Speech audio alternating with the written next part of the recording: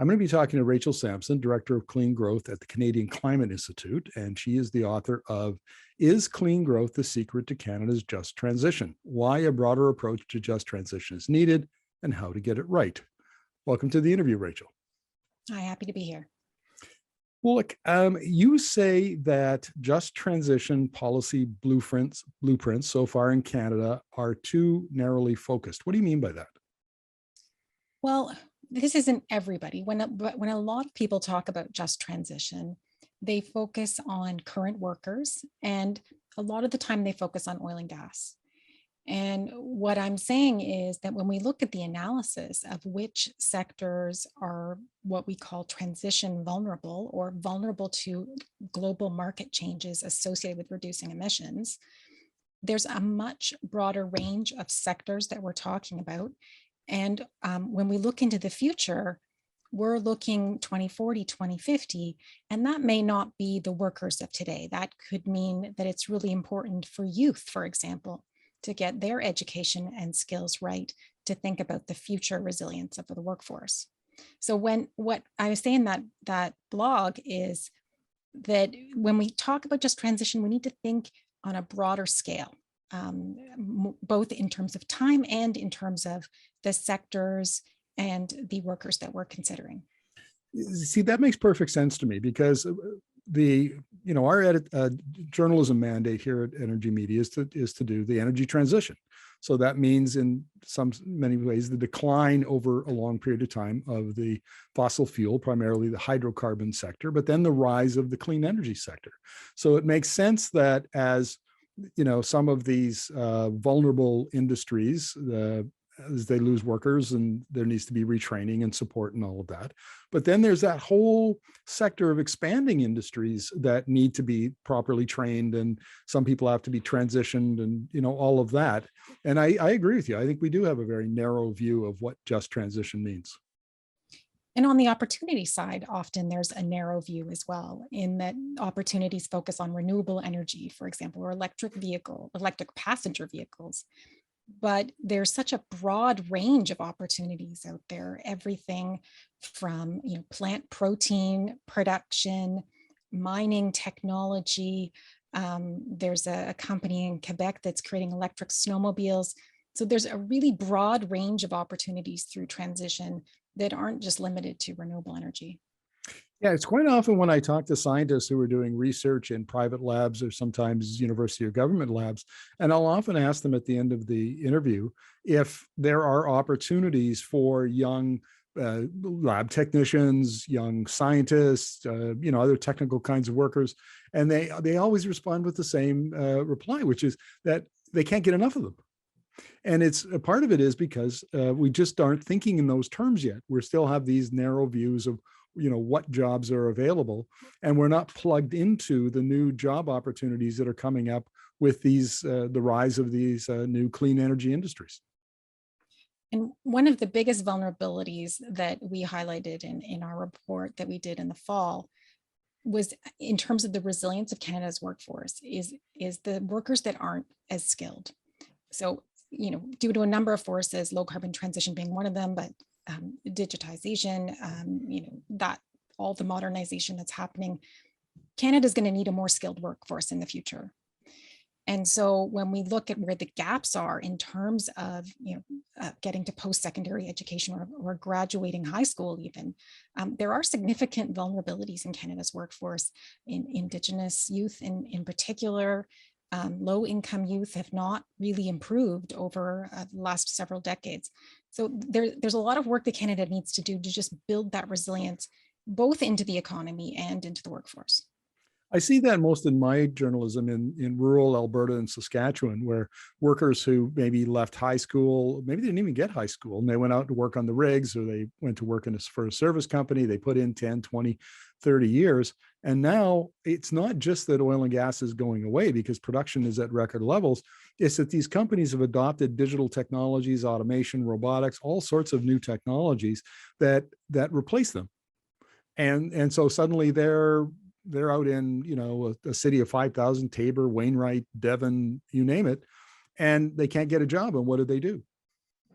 And that's going to be a huge challenge for the Canadian workforce overall is if the number of jobs available for unskilled workers or less skilled workers is shrinking over time, and we're not shrinking the number of unskilled workers, we're going to have a significant employment gap, and that could affect poverty rates, for example.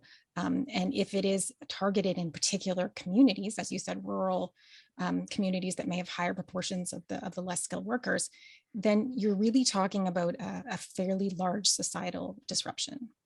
Yeah, you mentioned in the report that we need to take we need to approach this for not just workers, but regions, cities, sectors, all of those, more comprehensive approach, I guess. Yeah, we looked at communities that have over 10,000 people and identified, over 50 communities across Canada that are what we call vulnerable to transition disruption, in that they have more than 3% of their workforce works in what we call transition vulnerable sectors. And those are sectors that could face bankruptcy if they are not adapting to global market conditions in a timely way. So for those communities, really, if they lose a major employer, that can have cascading effects throughout the community. I mean, it affects services, it affects government revenues, municipal revenues, that then affects employment there. So it can really devastate that community if there's not an alternative, if there's not new investment being made in those communities that is transition consistent. Now, I have a question, and this is not new. This has been going on in one form or another for maybe 20 years. But it seems to me that in especially rural areas, small cities and towns, let's say that you've been laid off from your job. Maybe the local plant that made something, it was a manufacturing plant, closed, and you have skills, you have experience, but there's no opportunity for you to put your skills and experience to work in a manufacturing facility. But thanks to the internet, I mean, we're connected globally.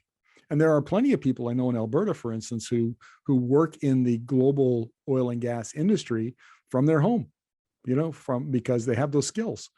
Is there enough opportunity there that actually we can approach that strategically?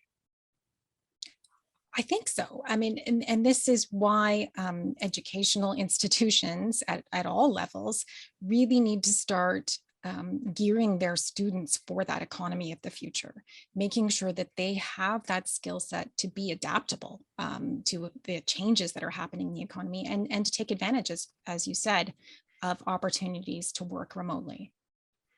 And one of the points you made in your study was plan locally, support nationally. What do you mean by that? Well, the circumstances of communities and individuals are going to be quite different, which means that their needs might be different. So if you look at a community that, for example, has a steel facility that is very high emissions and therefore vulnerable to increasing costs associated with carbon pricing or regulations or border carbon adjustments, then what's the best strategy for that town? Well, maybe it's helping that steel facility to reduce their emissions. But then in another community, if you're looking at an oil producing community that has very high costs of production, high emissions, maybe the best strategy there is to look at what other things can be invested in. If that company can pivot into hydrogen or aviation biofuels or something that is transition consistent, that would be great. But if not, maybe there are new opportunities for investment in something else, mining or other areas that have potential. Are Canada's leaders plugged into this? Are they fully aware and motivated to address this issue? And I'm not talking about, well, of course, I'm talking about governments. We're talking about, provincial governments and the federal government, but business leaders and community leaders and education leaders. And, is this top of mind something that they're working on? I think it's increasingly being talked about, but is it, the top of mind in terms of being a priority that I think it deserves? I think the answer is no to that. Really, I don't think people have comprehended the scale of what we're talking about and the urgency. Building resilience means moving quickly to make sure those impacts are not as bad as they could be. If there's a delay in action, then you're ending up dealing with it after the fact. I mean, it's much harder to deal with job losses once the plant's already closed. To get a new investment in place to create new jobs in that community, that's going to take many years. So the urgency of acting now is not something that I think has been appreciated. I would have to agree with that. I mean, about 3 years ago, we started interviewing global energy and climate experts, and so US and Europe and some in Asia. And one of the things that struck me is the sense of urgency in those markets. I mean, they understand in a much better way than it appears most of Canada does how deeply structural the change is that's being created by the energy transition, and how quickly it's changing, and how they have to adapt to it if their economies are going to remain competitive and people can have good paying jobs and decent lifestyles. And I think we've been a little spoiled in Canada. Maybe we've been a little complacent. It's our muddle through, rather than go in and take charge kind of culture. Maybe, I don't know what it is, but somehow it seems to me that we're lagging behind some of these other countries. And even if someone believes that transition won't happen as quickly as some of the scenarios show, it's still worth hedging your bets and having a foot in the door on some of those opportunities, because as certain industries are affected negatively, simultaneously those opportunities are going to grow. They are interconnected. So it's worth having investments in those opportunity areas so that you're positioned to not face significant losses if things transition more quickly than expected. And here's another point that I've been noticing, and this particularly applies to oil and gas, that long before the production peaks and then begins to decline, the industry is severely disrupted. In this case, like oil and gas is already being disrupted by these digital technologies we talked about. You look at Alberta, since 2014, it's lost 35,000 direct jobs in oil and gas, and it's scheduled forecast to lose another 40 or 50,000 by the end of the decade. That's traumatic. And during that time, production will actually continue to increase while the industry is being disrupted and all these jobs are being lost. So we can't look at the output or the global market demand and use that as a cue as to when we need to get urgent. Well, and I think for governments, a lot of them, their investment in these sectors is because of the jobs that they create. I mean, the revenues are for the governments are also a factor, but the jobs component, if that's no longer the most important factor for those sectors, they really need to start thinking about where those jobs are going to come from. Otherwise we're basically saying that people need to move. They need to move from the region that they're in to somewhere else. And not everyone can live in the Greater Toronto area.